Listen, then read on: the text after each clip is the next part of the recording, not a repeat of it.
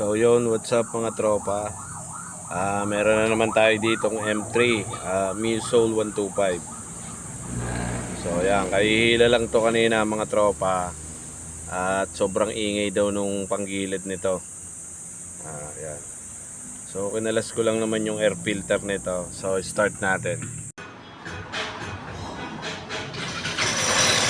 Naku, yan na nga. Grabe mga tropa. Sobrang ingay, patayin na natin, delikado. So mga tropa, mukhang durog yung panggilid nito So kalasin ko lang muna mga tropa. Tignan natin kung ano nangyari sa panggilid nito.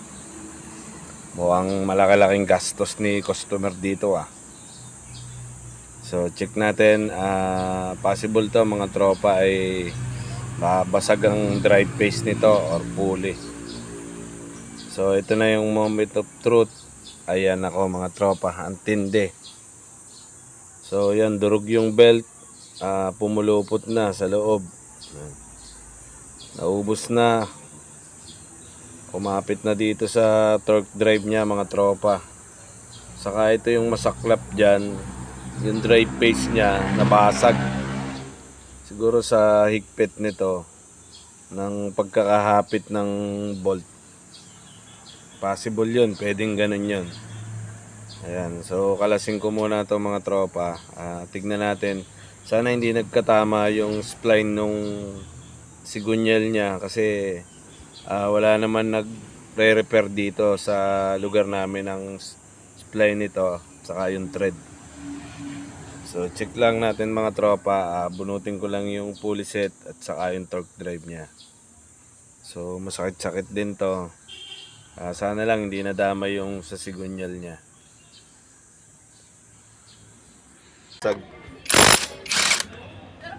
So ito, tindi nito ay nag-lock na rin yung washer niya. So subukan natin sikwatin. Ito, tigas kumapit na.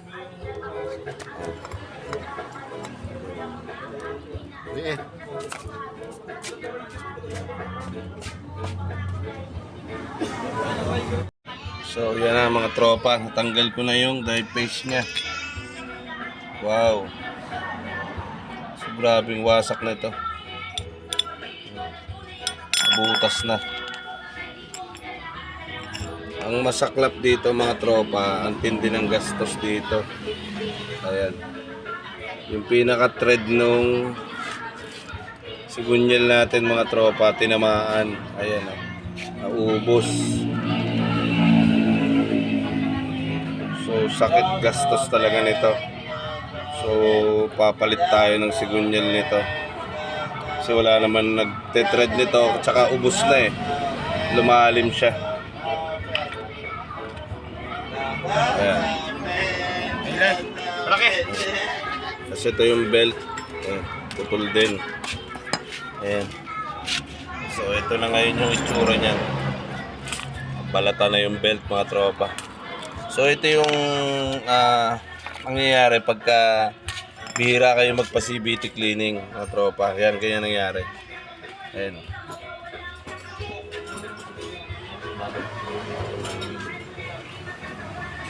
So halos talagang nagiba. So laking gastos nito. Papalit tayo ng sigunyal dito mga tropa. Hindi na to pwede, gawa ng halos mapuputol na rin siya Ang lalim na nung nahukay sa kanya.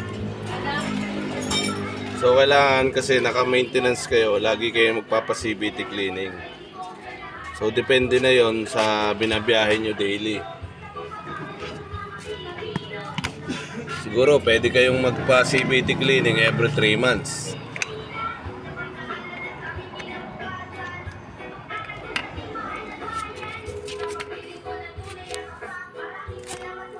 So tanggalin na natin tong naipit na lakpa niya.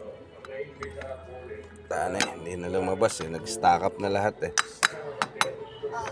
Ito yung pinagbasagan niya Wala na mga tropa, hindi na to matatanggal, kumapit na So So diretsong baba na lang natin yung makina nito para mapalitan to. Gawa ng masyado ng malalim eh.